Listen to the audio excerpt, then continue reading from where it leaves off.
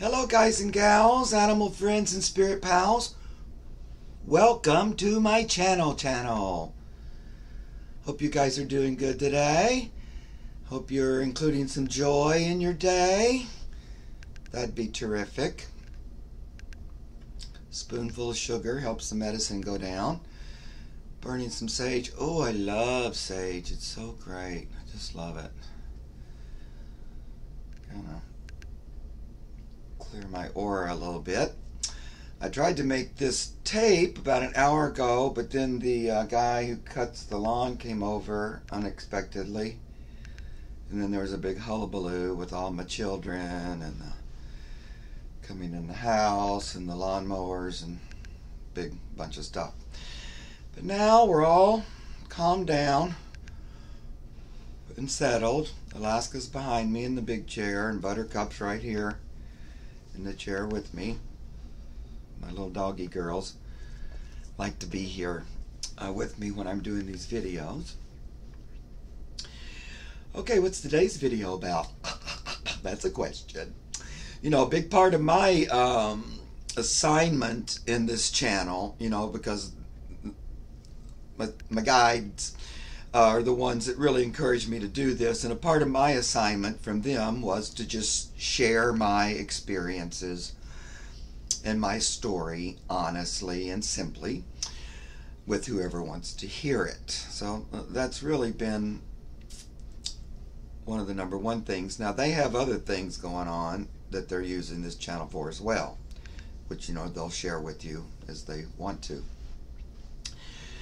But this is part of what I'm supposed to do. So I think on today's video, I wanted to talk about why I think I'm clairaudient or telepathic. I kind of go back and forth with those words. Clairaudient is sort of hearing messages, in my opinion, and telepathic is more of a back and forth, maybe. Maybe, I don't really know. When I talk to the animals, sometimes that feels like telepathy, or that word comes up, and then clairaudient sometimes feels more like what happens with spirit, but it might be one and the same. Anyway, why do I even believe that I do that, or that's part of who I am in the first place? I'm going to try to explain that today, if I can. You know, one thing about working with spirit, it can ring so true within your heart and you have no doubts. You know, you are very clearly understand what's going on. But then it can be difficult to find the words to explain it to someone who's not having that experience or hasn't had it. So sometimes finding the right words can be a little hard. So that's why I try to be as simple and as plain spoken as possible. Okay, enough of all that, putting it off. When I was a kid, you know, I was born on an Air Force base, but then after my dad got out of the Air Force when I was 2, we moved back to their home state of Kentucky, and my brother was born. I have 2 brothers and a sister. My other brother and sister are 9 years and 10 years younger than me, but this was my brother that was born 2 years younger.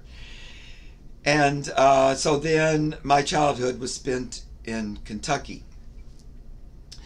My dad was an alcoholic and had a real challenge with alcohol.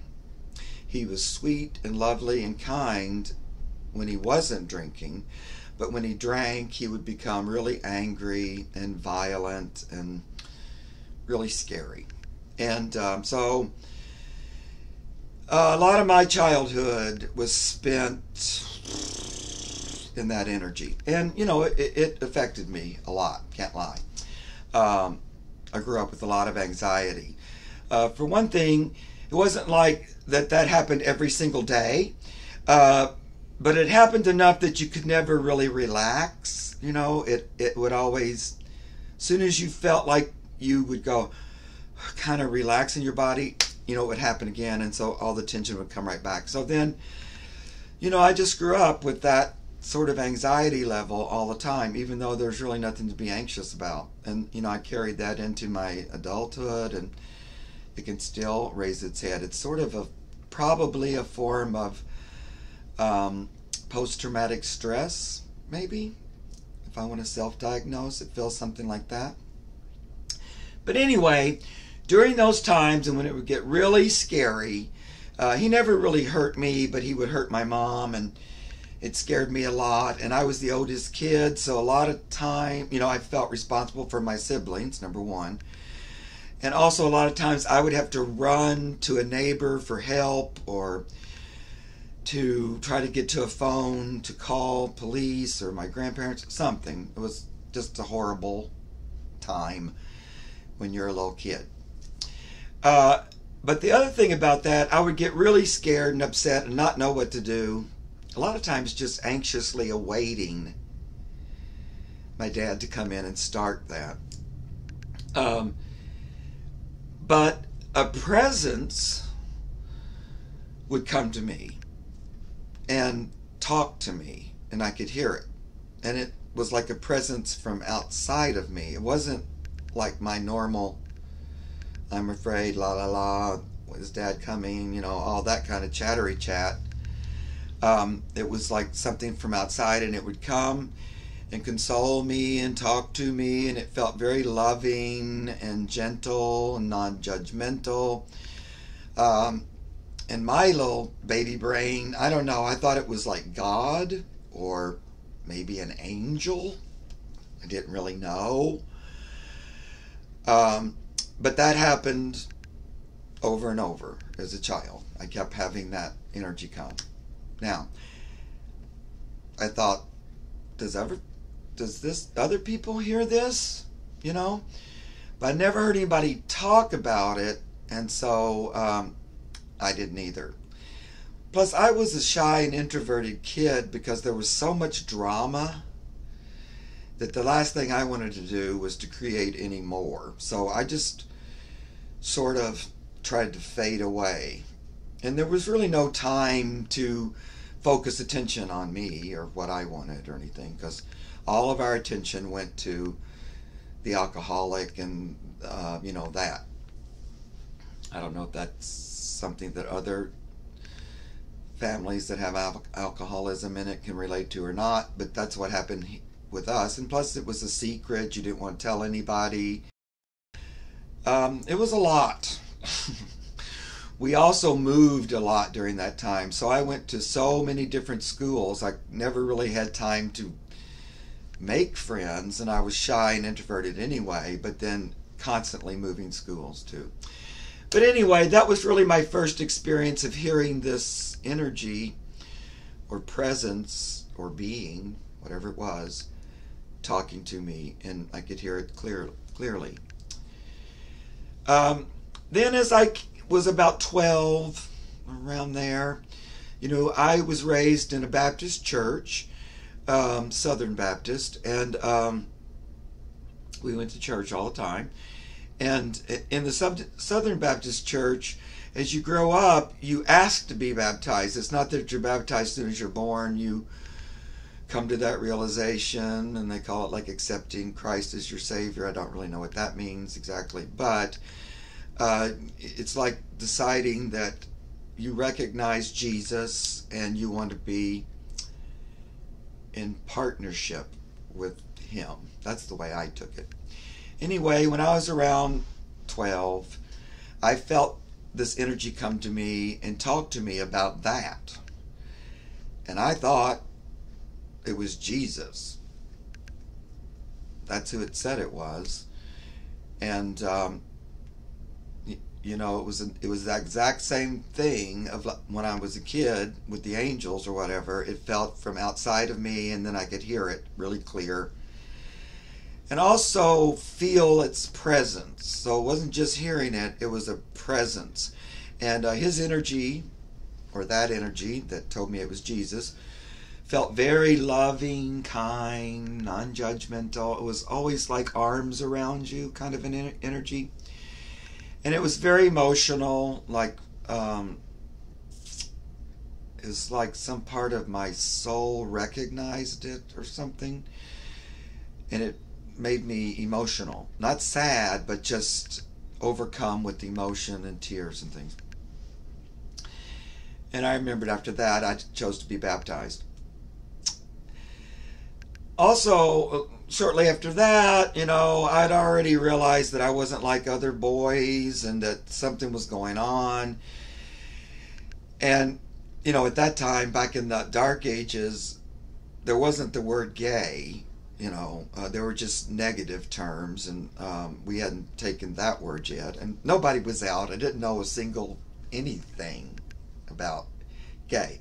I just knew I was different. I knew I was attracted to the same sex, and all of it felt horrible and hideous and blah, and I was just begging God, please, please, please, don't let this be true. Please help me to change. I don't want this. Why would you make me this way? I don't get it. I don't... Blah, blah, blah, blah.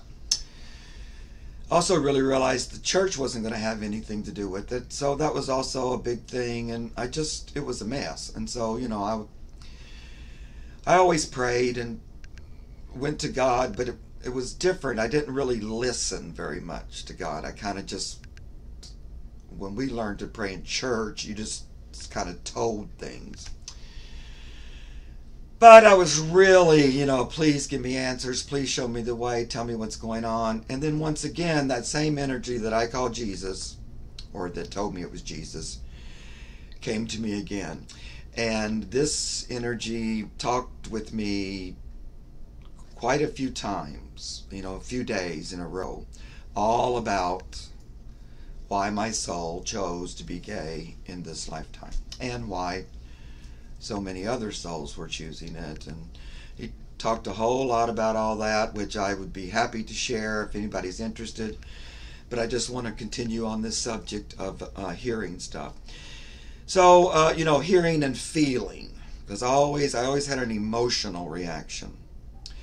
And it always just seemed true. I never really doubted it. I thought maybe I was crazy because nobody ever talked about this kind of thing. So kind of like being gay, I thought maybe I was the only one. Because, I used to feel like that about being gay because I didn't know any other people. Nobody ever talked about it. Everybody kept their mouth shut. Same thing kind of with this whole, I'm hearing spirits, or Jesus is talking to me or something. People didn't really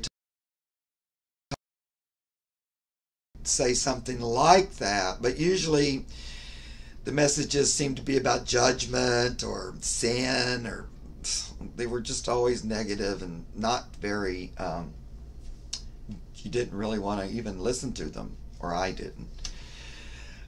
So anyway, once again, I'm having these experiences, but I don't really talk about them because I don't know. I'm sure people are just going to think I'm a Looney Tunes. And at first, I used to go, am I nuts? What's happening? Why is this happening? And it feels so real, and I know I'm not special or anything, and I always felt like, well, if this is happening, it has to be something that other people are experiencing. So I was trying to seek out, are there others or something like that at the same time. But anyway, so Jesus talked to me a lot about that. And then this energy I call Jesus came and asked me if I would reread the New Testament with him. And I did. And so I would read passages, and then he would come in and he would explain it or talk to me about it or talk further about it. He would also say, now look at the energy here. Notice how it's completely different than what you were feeling as you were reading that. That's because this is man's energy and it's ego put in here to make people afraid or to contort the message in some way. And so he would go through the whole New Testament with me. And it was great. I loved it. It was a really great experience. And again, that energy told me it was Jesus. Now, in years since, I've had that energy come to me in other times, and I have channeled him for others from time to time. actually a couple days ago. I really sensed his energy strongly. Felt like he might want to come on here, but I don't know if anybody's open to that. So if you are, let me know in the comments below and we'll see. But it felt like he wants to, so we'll see about that. And so, I've become more and more curious. Now, the next thing that kind of came into my life, as I was seeking and asking a spirit to explain this to me and help me to understand it more, was I began to get my hands on different books that talked about channeling, or books that were channeled, or that's what the authors said they were. Shirley MacLaine's book, which talked about channeling, and then a lot of other really good books that were channeled. The Way of the Essenes, Effect on Me, Agartha was another really good one. I read the series of books called The Course in Miracles and went through that, which was really hard for me to read, but it still kind of altered my brain or something. But during that time when I would read those channeled books, I'd had that same experience that I'd had with what I call Jesus reading the Bible. Those energies that seemed to be the ones that were channeled in the book, or at least that they tell me they were, would talk to me further about what was written. So I would read it, be like they were reading it along, and then they would add stuff, and they would share their energy with me energetically. So once again, I could feel their energy and hear them. And that happened, quite a bit as I was reading material. Jesus came through again when I was reading that Way of the Essenes book, as well as other energies. Anyway, I know that all sounds really weird. I know there's no reason for you to really believe it, but I'm, again, just telling you my experience. Eventually I met Djwhal Khul, and I'll talk in more detail about that in another video. But as far as I know, he worked a lot on my third eye and on my receivers and transmitters, because all that got a lot stronger after working with him. Spirit had a good sense of humor too when they were working with me in those areas. Djwhal Khul would do this thing with me where, I went to a couple of weekend channel training intensives with my mentor. They were just terrific. They were way back in the 80s, and there haven't been any in a long time. But I love those. And what happened to me in those was I would hear Djwhal Khul's message, and then the channel would say it out loud. So it would be, I would hear the transmission, I think, along with the channel, and then she would speak it out, and I would have already heard it. And so he kept doing that with me all the time in there. And, it was a way for me to figure it out and to see this is really happening. It's not just my imagination. This is going on. And he continued to do those kind of things with me. I worked with his energy a long time. And also I did a lot of private sessions with him through my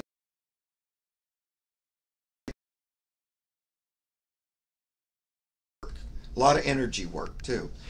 And I could feel a lot of changes going on. My abilities, in parentheses, he was able to bring them out in a much stronger way. Now again, I think these abilities are things that are available to everybody, but like most things in life, you have to sort of focus on them and practice and be interested in it, because it's my understanding that humanity decided to hide that from itself for quite a long time, for different reasons. And now it's coming back out, that's when I'll say the veil's being lifted or becoming thinner. Humanity is requesting to bring it back out into the open again. A concrete manner. And so I feel like what I went through in the 80s is kind of what, and not just me, other individuals all over the place also went through this in the 80s and before. But now it seems to be people are going through it in a bigger group way. More individuals are doing it together. You know, it feels a little less, you know, it felt like on the first wave kind of when I was doing it back then, and it feels easier and more supported, more welcome, more user friendly, and all those are good things. So, you know, Djwhal Khul kept doing those things with me. Later on, he would come to me and say, Mark, I want you to channel my class that this channel's doing because they're not going to be able to do it, and I'd like you to fill in. And I'd be like, well, that sounds just great, but you know, there's no way in heck they're calling me to do that. I mean, you're nuts, Djwhal Khul. Oh, it's a wonder he continued to work with me. And he'd go, well, you know, whatever. I was just wondering if you'd be willing to do it. If, you know, the unimaginable happened and they call and ask you. And I go, sure, I'm willing, whatever. And then the next day they'd call and ask me to do it. You know, and I'd be like, oh, for frig's sake. And plus I'd already made an agreement with Djwhal Khul, and I believed in that. So then I couldn't really say no, even though it scared me. You know, in the beginning I'd never done that. And I'm going, oh God, I'm going to channel. He was pushing me out of my comfort zone and bringing me into more experiences. But he would tell me ahead of time, and then some human person would call me and confirm it in reality, so to speak. And that happened over and over and over. Or there would be a big event, a spiritual retreat or something, an event in Mount Shasta that my dear teacher was having that I wasn't even planning on going to or something, and Djwhal Khul would come and say, Mark, we'd like you to come, you know, and I go, okay, well, I'll go and be a support team. And then you go, oh, yeah, but we'd also like you to channel and speak at the conference. And I go, well, that's not happening. You know, they don't want me to channel there, and these people are coming to see you channeled through Terry, and that is never happening. That even makes me uncomfortable.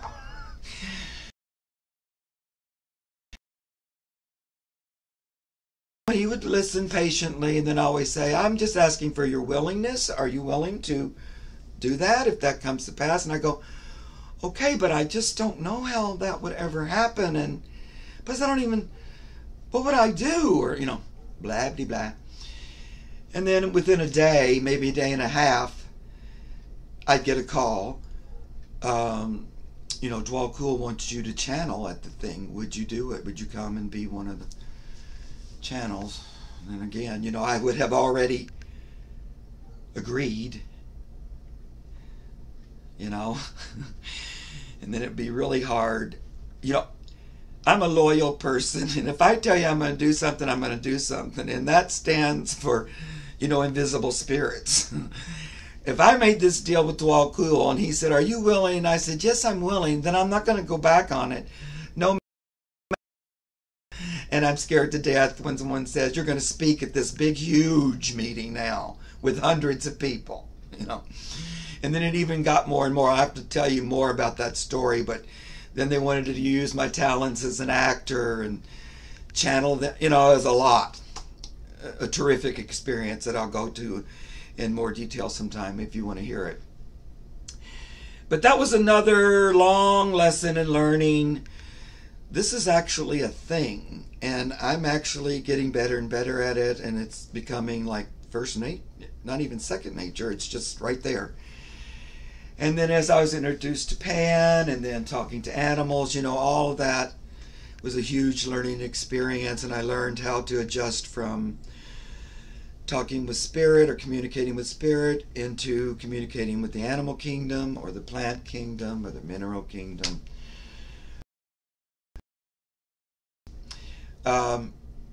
And so after all that, And of course, what also helped to convince me that this is really happening was in private sessions. So Pan and I and Djwhal Khul and I did a lot of private sessions for people.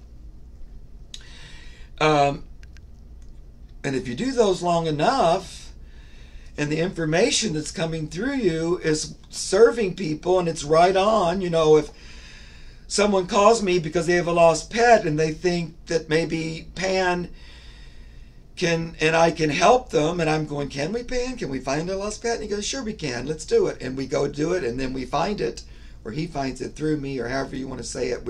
It is a team effort there. And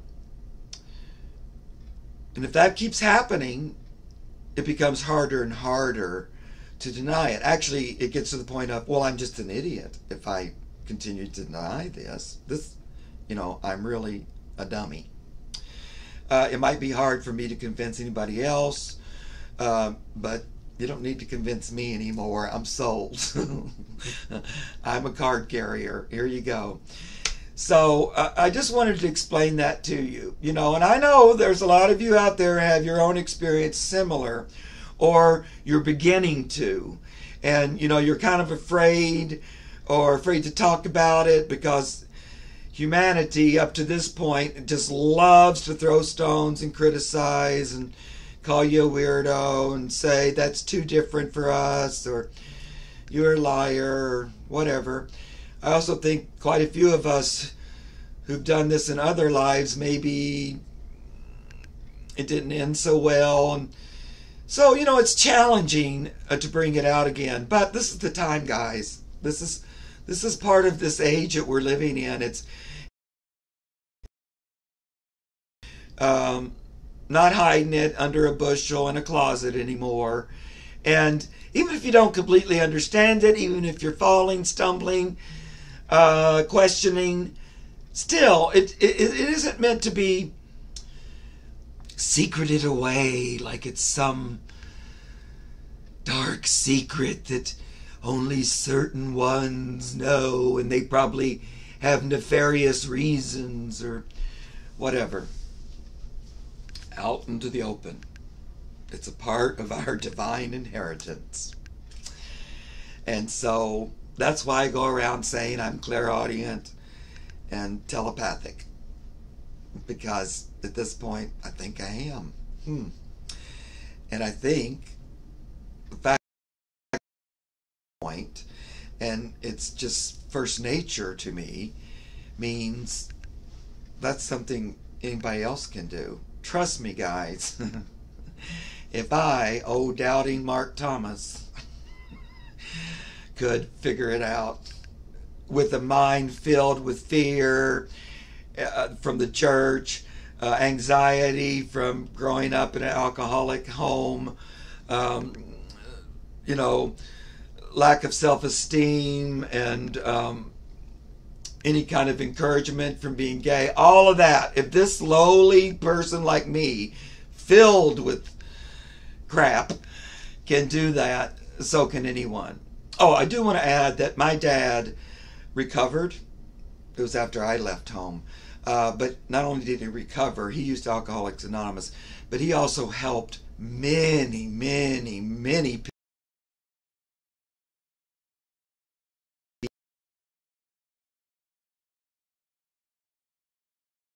as opposed to religious. And I used to have lots of long, you know, like when he came to visit me and Don in California, we'd have a lot of conversations about spiritual stuff. And when I'd come home to visit.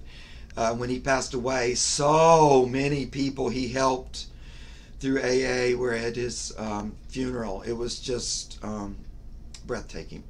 So I would rather leave you on that part. I love my dad. I'm so thankful he agreed to bring me into the earth. You know, I probably wouldn't be a lot of people's first choice. So I'm thankful for that, and my mom, of course. Anyway, guys, I hope that explains something. It went on a little long, and you probably won't make it to the end. But if you did, thank you. I love all you guys who are watching the videos on the regular with your energy. I really appreciate it. I love reading your comments and knowing you're out there. Thanks a lot, guys. Until the next time. Bye-bye.